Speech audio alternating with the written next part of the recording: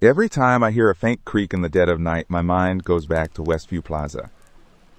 It's been 3 years, but the memory still clings to me like the dust that coated every surface in that place. I've never told this story before, not truly. How do you explain something that stripped the very fabric of logic from your world? Most people would call me crazy, or say I watched too many horror movies. But I know what I saw. I know what happened. Back then, I was deep into urban exploration. My name's Jamie, and photography was my life. I specialized in capturing decay, the haunting beauty of forgotten spaces. The more derelict, the better.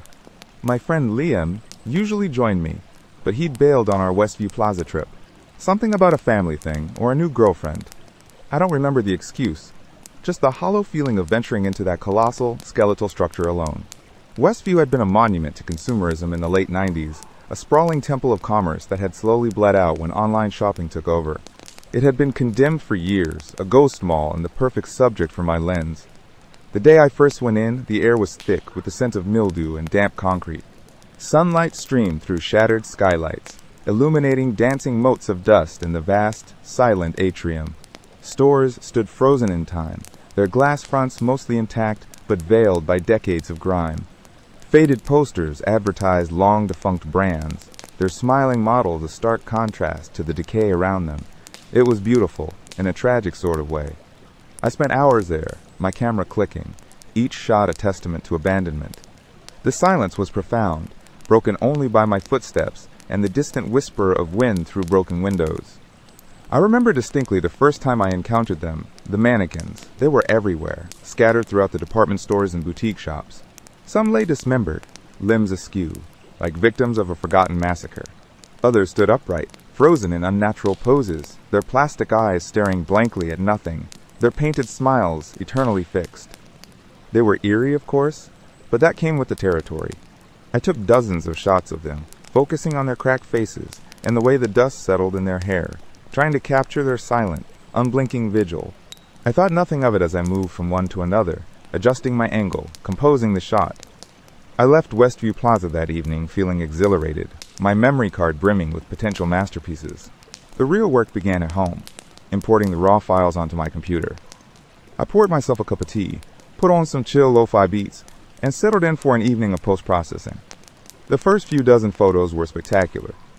The muted colors, the interplay of light and shadow, the sheer desolation. It was all there. I was grinning. Then I got to the Mannequins series. I had taken multiple shots of the same displays, bracketing exposures, trying different compositions.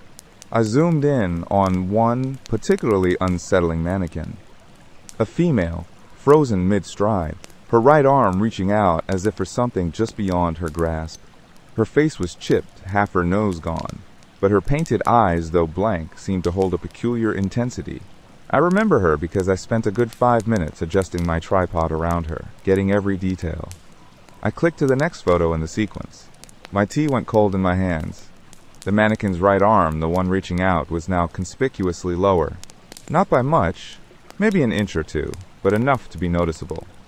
My first thought was, did I bump the tripod? But the perspective was identical. Every other detail in the frame, the dust motes, the crack in the floor, the peeling paint on the wall behind her, was precisely the same. Only her arm had shifted. I went back and forth between the two frames, my heart starting to thump an uneven rhythm against my ribs. It had to be a trick of light, or some bizarre lens anomaly. I told myself I was tired. I scrolled to the next series of mannequin shots. Another one, a male mannequin standing beside a display counter, had its head tilted slightly more to the left in a subsequent shot. Then a group of 3, originally facing diagonally into a forgotten storefront, seemed to have pivoted slightly towards the camera in the next frame. Not much, but undeniably a shift. It wasn't just one, it was several, and they were all closer in some way, or more aware. The lo-fi music suddenly felt grotesque, too cheerful for the cold dread settling in my stomach. Logic screamed at me, impossible, mannequins don't move. But the evidence was right there, irrefutable, captured milliseconds apart. Had someone else been in the mall? Some other urban explorer playing a prank?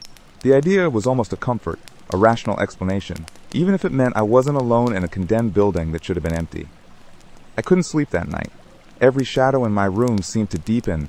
Every creak of the old house sounded like plastic scraping on concrete.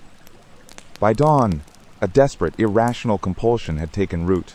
I had to go back. I had to see them. I convinced myself I'd find some string, some elaborate mechanism, a hidden speaker playing a prank. I had to debunk it. This was my attempt at regaining control, proof that my mind wasn't playing tricks. The moment I stepped back into Westview Plaza the next afternoon, everything felt different. The air was heavier, colder, despite the sun outside. The previous beauty was replaced by a palpable menace. The silence was no longer peaceful. It was oppressive, waiting. My own breathing sounded ridiculously loud. I navigated through the labyrinthine corridors, my eyes darting, my heart a frantic drum against my ribs. I tried to convince myself it was just paranoia. I found the female mannequin first, the one with the chipped nose. My breath hitched. Her arm was higher than I remembered it being when I'd left the previous day, almost exactly where it had been in my initial photo. But that wasn't right. I'd seen it lower on my screen. And her head, for some reason it felt like her blank gaze was pointed directly at me, a silent accusation. A chill snaked up my spine. I hurried to the male mannequin by the counter. Its head was now angled precisely to the right, facing the opposite direction from the previous day. And the group of three I'd photographed? They were no longer diagonal to the storefront. They were facing outward, their backs to the display, clustered together, almost as if huddling, and closer to the main aisle than I'd left them. It wasn't a prank. No one could have known which specific mannequins I'd photographed, let alone moved them with such unsettling precision. The air grew colder. A strange, faint scent filled my nostrils, like old plastic and something metallic, almost like faint blood. My initial resolve crumbled, replaced by a primal, screaming fear. I wasn't alone, and whatever was here wasn't human. It was them, the mannequins. They were moving, and they were doing it because I was here. I dropped my camera, the sound echoing ridiculously loud in the vast space.